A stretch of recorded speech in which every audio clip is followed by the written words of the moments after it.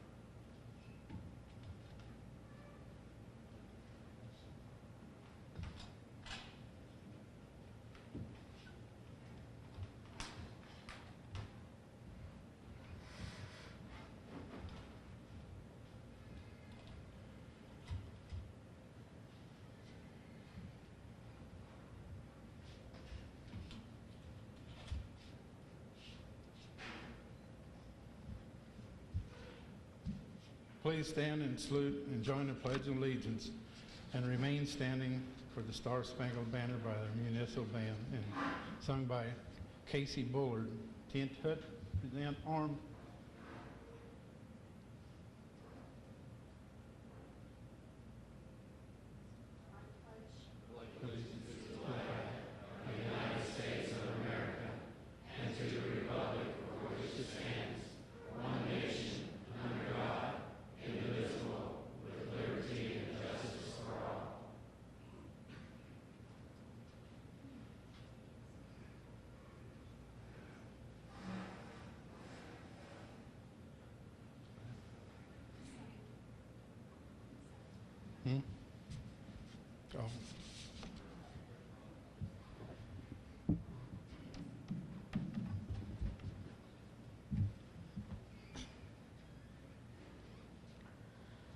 Oh, say, can you see by the dawn's early light what so proudly we hailed at the twilight's last gleaming, whose broad stripes and bright stars through the perilous fight o'er the ramparts we watched were so gallantly streaming, and the rockets' red glare, the bombs bursting in air, gave proof through the night that our flag was still there.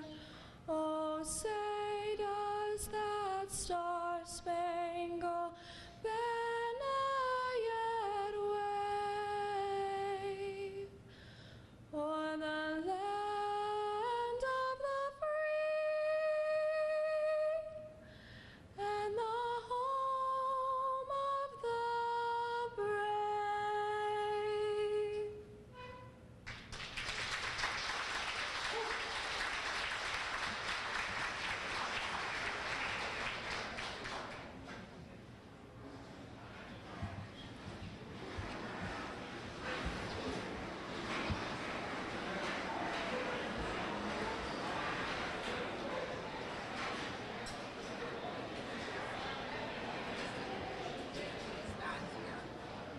Okay.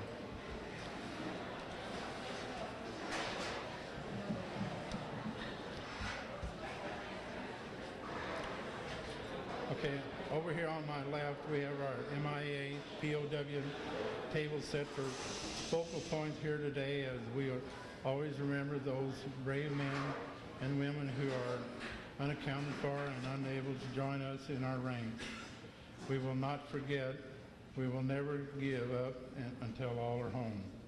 Today is a day for and about veterans, and we are grateful for the community support on all levels of government. Today we have with us the Mayor of St. Genevieve, Dick Dreminger.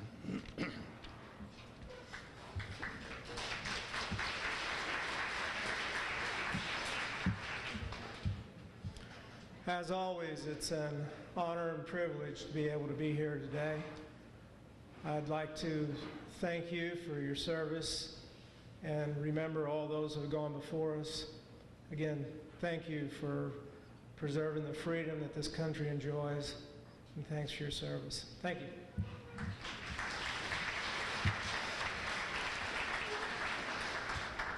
We would like to ask Betty Arnold, past department president of the VFW Ladies Auxiliary, to say a few words.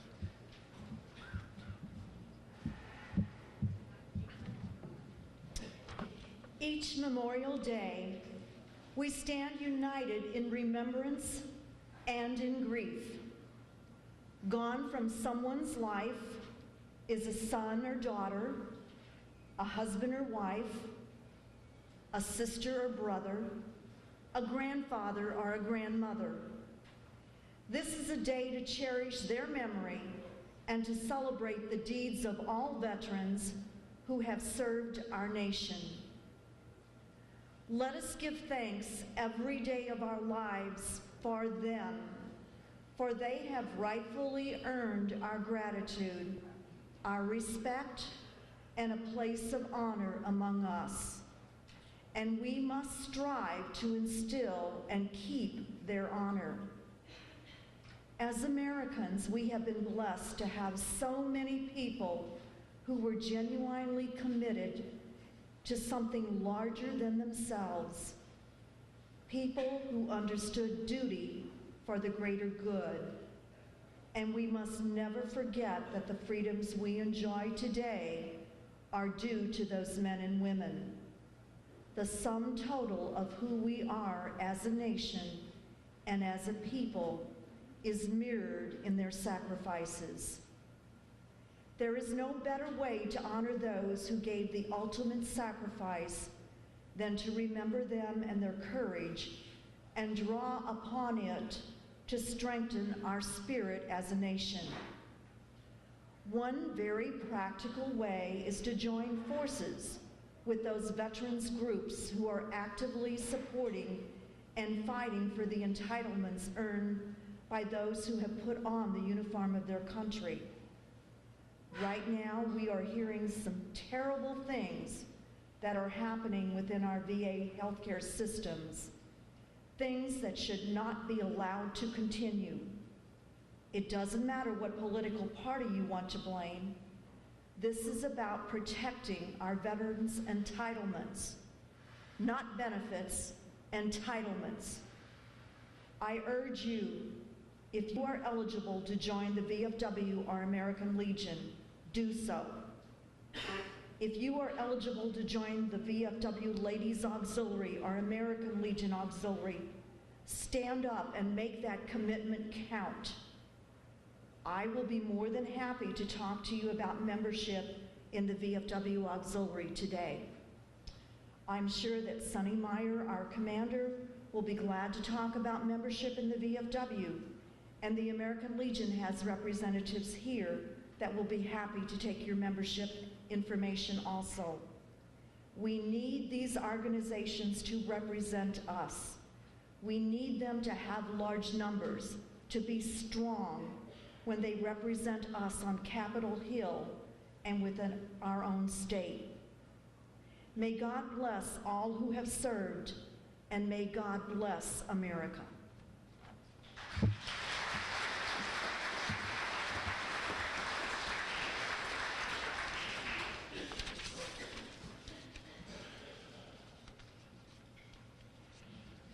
At this time, I'm honored to present to you our keynote speaker, Bob Miller. He is a member of the Lieutenant Colonel J. Felix from St. James Camp 326 and Sons of the Union Veterans of the Civil War.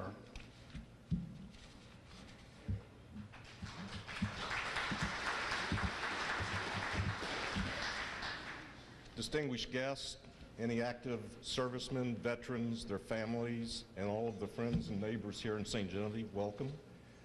For the last 2 years, we've been celebrating the 150th anniversary of the Civil War. And it was in the middle of that war, on November 19, 1863, President Abraham Lincoln got up before a crowd at Gettysburg, a small town in Pennsylvania, to dedicate the Soldiers' National Cemetery. That battle had taken place about 4.5 months before, and over 11,000 Americans were killed in just 3 days. A statesman, Edward Everett, stood up and finished a 2-hour oration about consecrating these hallowed grounds. Then Lincoln stood up, and he captured in the essence of what was going to happen that day in just a little over 2 minutes and a little over 270 words. Now, when we went to school, we all learned the beginnings of the Gettysburg Address. 7 years ago, our forefathers came forth in this nation. But I think we really need to remember what came after that famous first line. I'd like to read it so that we all hear it again. We have come to dedicate a portion of that field as a final resting place for those who gave their lives, that the nation might live. It is altogether fitting and proper that we should do this. But in a larger sense, we cannot dedicate, we cannot consecrate, we cannot hallow this ground. The brave men, living and dead, who struggled here have consecrated it, far above our poor power to add or detract. The world will little note, nor long remember what we say here, but it can never forget what they did here. It is for us, the living, rather, to be dedicated here to the unfinished work which they fought here and have thus so far nobly advanced. It is rather for us to be here, dedicated to the great task remaining before us, that from these honored dead, we have increased devotion to that cause for which they gave their last full measure of devotion. That we here highly resolve that the dead shall not have died in vain, that this nation, under God, shall have new birth of freedom, and that the government of the people, by the people, and for the people shall not perish from this earth. Great words. The bloodiest war on American soil was not yet over. There was going to be 2 more years, and I'm sure Lincoln was really kind of, when he thought about the weariness of overseeing a nation and seeing both Southerners and Northerners die, I'm sure he was heartbroken. But he was really there to honor those that fought for their way of life. We are gathered here today in 2014 to honor those Americans who have died in the service of their country, just as Lincoln did 151 years ago. But how did this day come about? It's not just a day of another day off of work, or a picnic day, or the families getting together. It's a very special day. And it came about shortly after the Civil War, and that's why we were pleased when Betty asked us to talk, because the roots of Memorial Day come from the Civil War. In 1868, after the war, Dr. Benjamin Stevenson of Decatur, Illinois, formed a group called the Grand Army of the Republic. It was the first fraternal military organization in the United States, and it was made up of U.S. Navy, Marines, Army, and revenue cutter soldiers who had fought for the Union during the Civil War. They espoused the principles of fraternity, charity, and loyalty. They became very politically active and did just what Betty asked us all to do just a few minutes ago. They fought for pension rights for Civil War veterans. They fought for voting rights for Black American soldiers. And their membership was at its highest in 1890. They had over 400,000 members. They were very political. 5 of their members became President of the United States.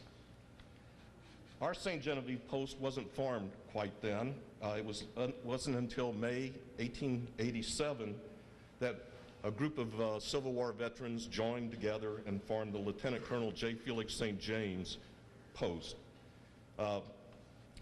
Lieutenant Colonel J. Felix St. James was a lawyer here in St. Genevieve and was one of the first people to volunteer during the Civil War. And he was killed at the Battle of Shiloh in 1862. One of the major initiatives of the Grand Army of the Republic was the establishment of an annual day to honor those who had lost their lives during the Civil War.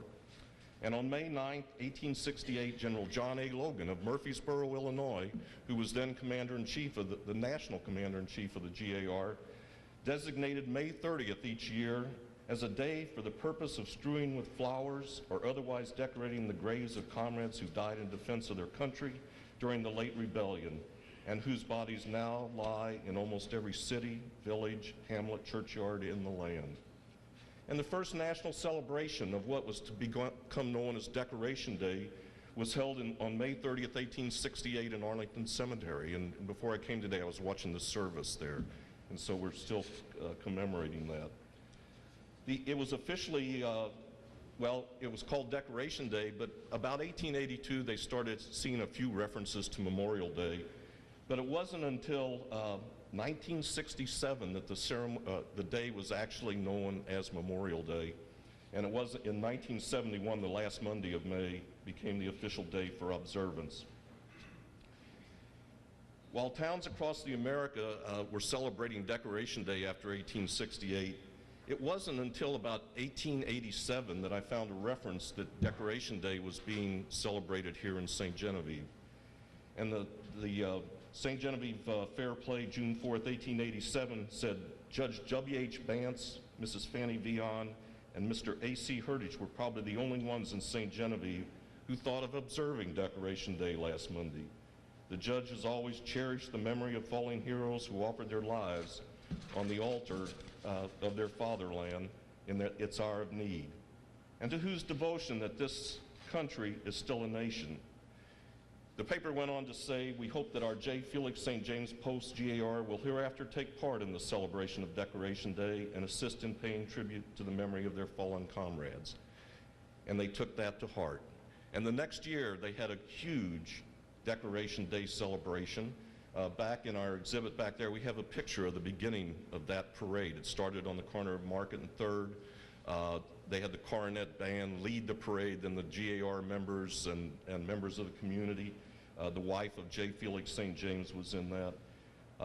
But they went to Memorial Cemetery, and they went to the Lutheran Cemetery, and they went to the New Valley Springs Cemetery.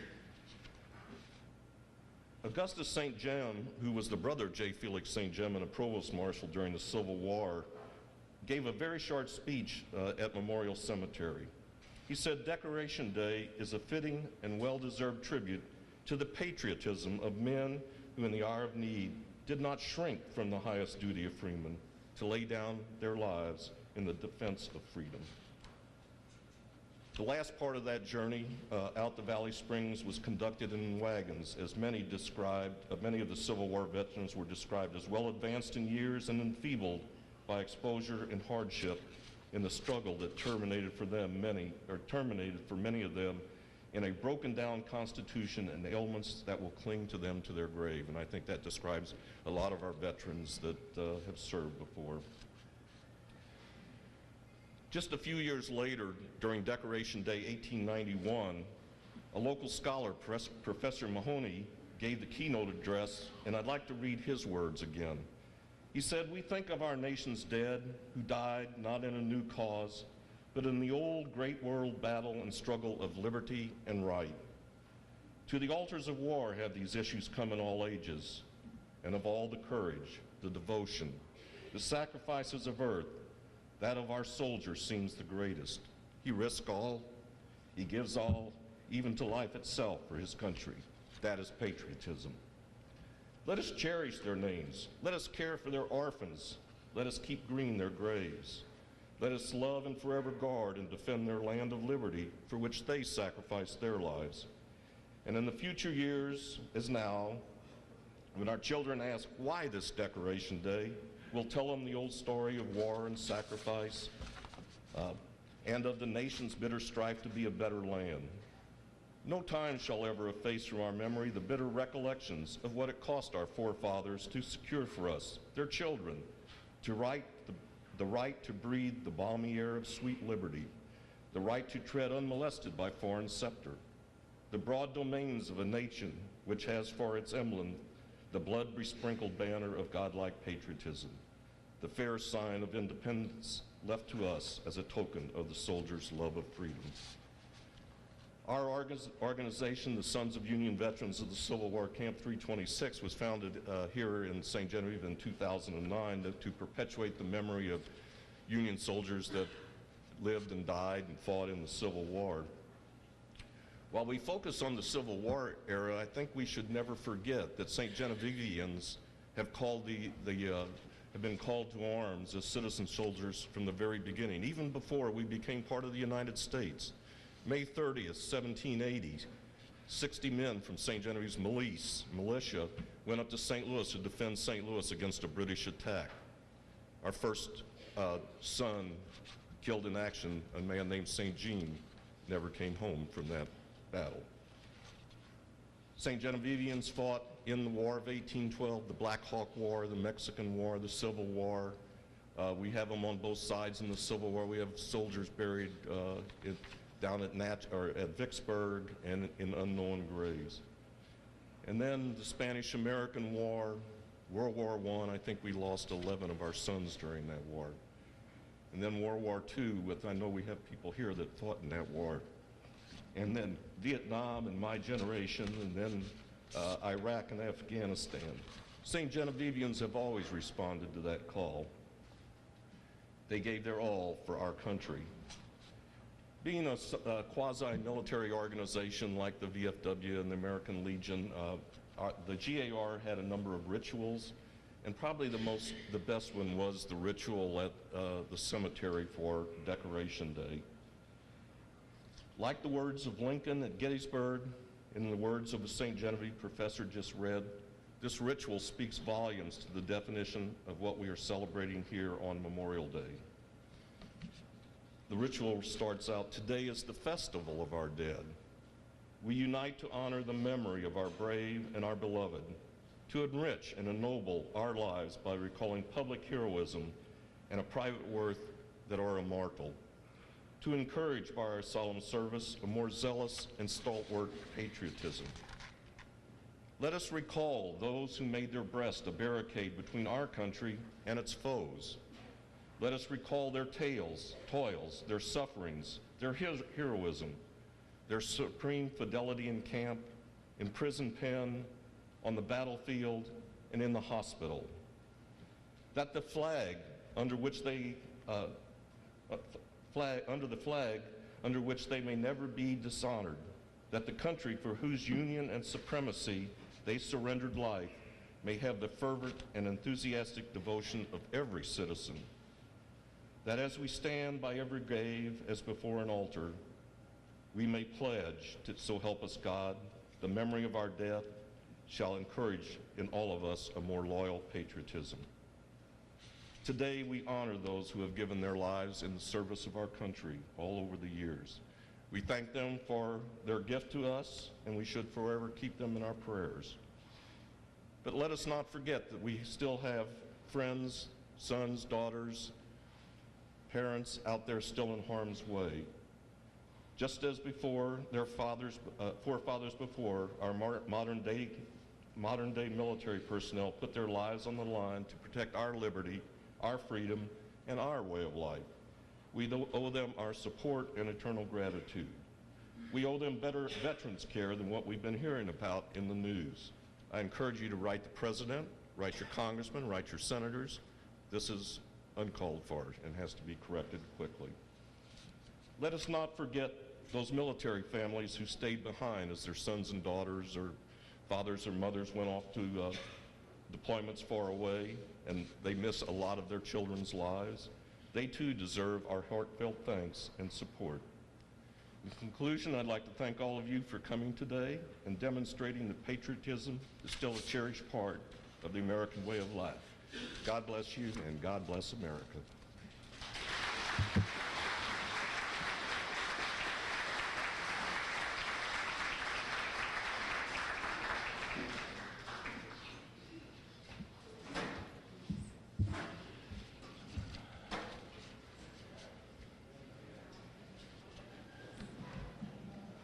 Thank you for this part of history. It is so very important to all of us. It is part of the foundation of our country and should be reminded to all of us just how long we have engaged in fighting for our liberty. Please join in our ritualistic service. Comrades, into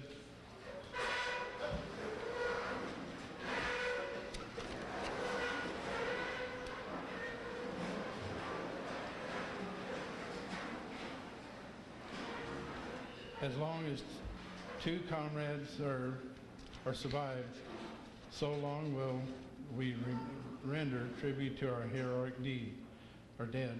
On this day, forever consecrated to our heroic deed, we are assembled once again to express sincere reverence.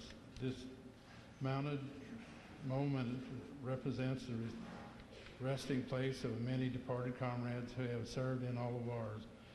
Wherever the body of a comrade lies, the ground is hallowed. Our presence here today is a solemn commendation of all the men and women, and an expression of our tribute to their devotion of duty, courage, and patriotism. By their service, whether it is war on land, sea, air, they have made us debtors. For the flag of our nation still flies over that land for the people. Parade rest, Comrade Chaplain.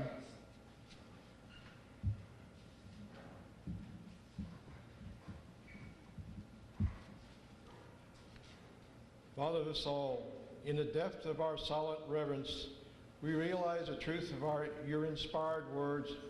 I am the resurrection and the life. He that believeth in me, though he were dead, yet shall he live. As comrades after comrade departs, we march on with our ranks growing thinner. Help us to be faithful unto thee and to one another. Look in mercy on the widows and the children of our departed comrades, we beseech thee. And with thine own tenderness, console and comfort those who are bereaved. Heavenly Father, bless our country with freedom, peace, and righteousness through thy favor. May we meet at last before thy throne in heaven. We praise thy great name forever and ever. Amen. I will now read the names of our departed comrades this past year.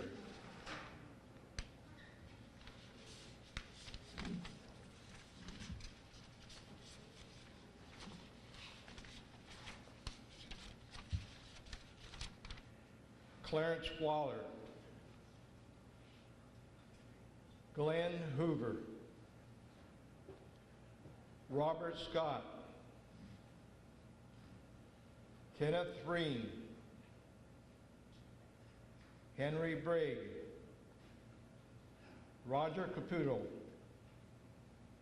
Leon Kemper, James Vessel, Harry Figge, Leon Boots Monia, Glennon Warner,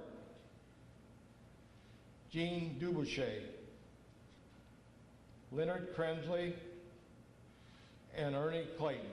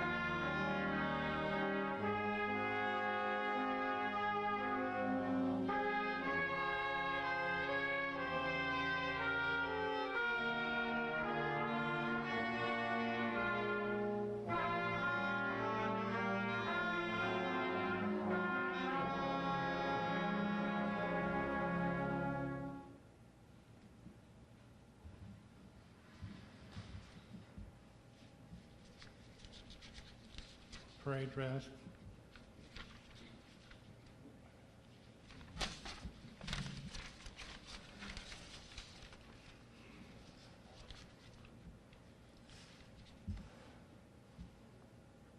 We now continue to pay respect to our departed comrades. Comrade Senior Vice Commander, On behalf of 2210 Veterans Corps War of the United States, I place a symbol of our remembrance.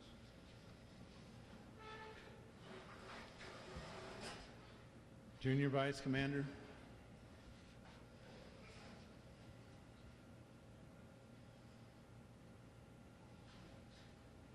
Place this symbol of purity on this comrade grave. May future generations emulate the unselfish courage of all men and women who fought for freedom.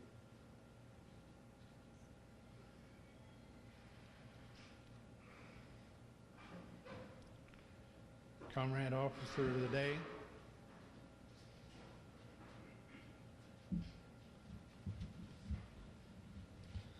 In memory of the heroic dead we have fallen in the defense of the United States, I place this tribute of devotion and everlasting remembrance.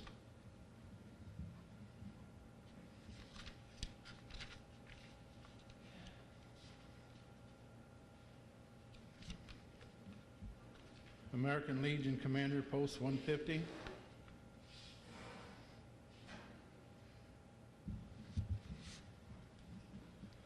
On behalf of American Legion Post 150, I place these flowers in memory of our fallen comrades.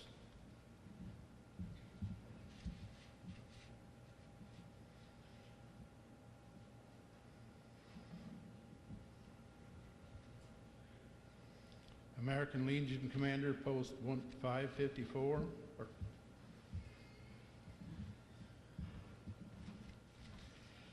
On behalf of American Legion Memorial Post 554, we dedicate these flowers to all fallen comrades.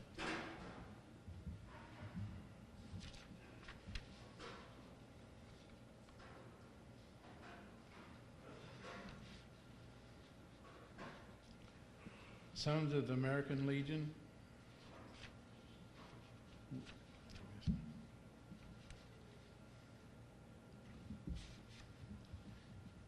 On behalf of the Sons of American Legion, Post 150, I present these flowers in the memory of all of our fallen heroes.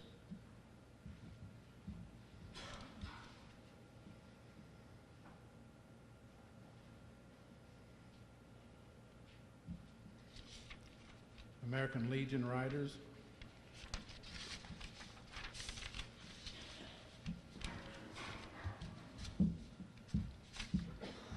On behalf of the American Legion Riders, Post 150, I present these flowers to our fallen comrades.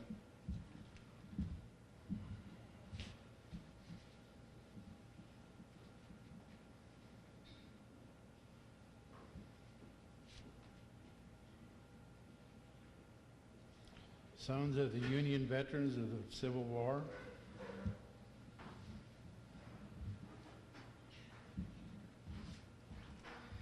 On behalf of the Sons of Union Veterans of the Civil War, Lieutenant Colonel J. Felix St. James, Camp Number 326, I present these flowers as a dedication to those who have died in the defense of liberty.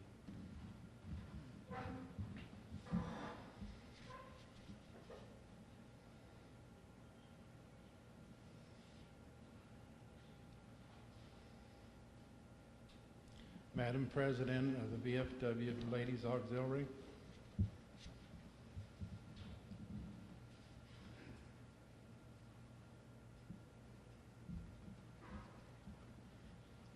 On behalf of the VFW Auxiliary, I place this here to honor our fallen heroes.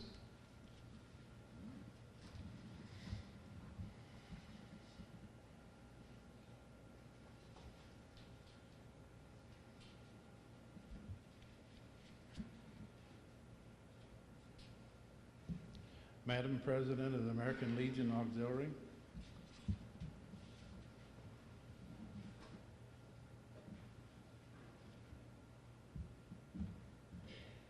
On behalf of the American Legion Auxiliary Post 150, I present these flowers to our fallen warriors.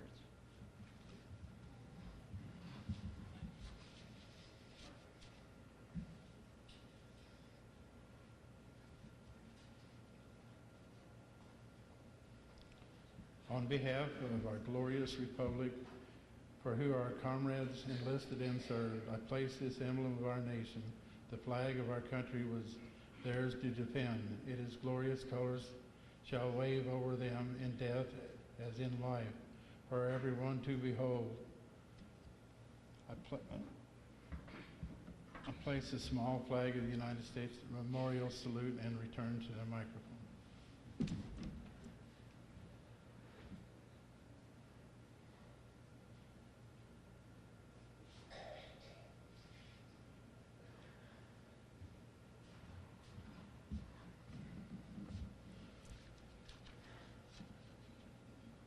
Okay. To all comrades who have departed, we render a final salute. Comrades, attention. We will lead the firing squad. The bugle will sound taps. Officer today.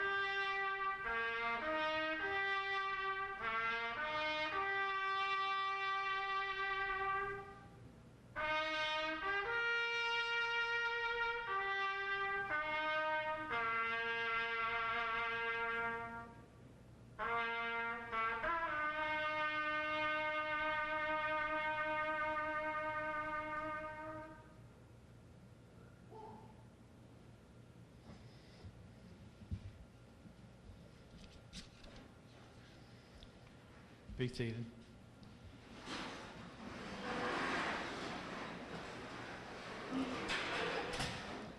I'd like to thank Roger Martin and members of the Muni Band and Casey Bullard for being with us today. Thank you all for joining us today as a member and salute our veterans. We also want to thank Channel 98.7 for televising our program and the St. Genevieve Herald for their coverage of our events. A special thanks you to Connie's by the Bunch for providing our flowers to our memorial service. We are grateful to those families who also allow us to display their veterans flag. Take time to view our flags. Each one represents a veteran. Offer a silent thank you as you pause to remember the service to our country. Again, thank you for participating, and please join us for lunch and music. Thank you.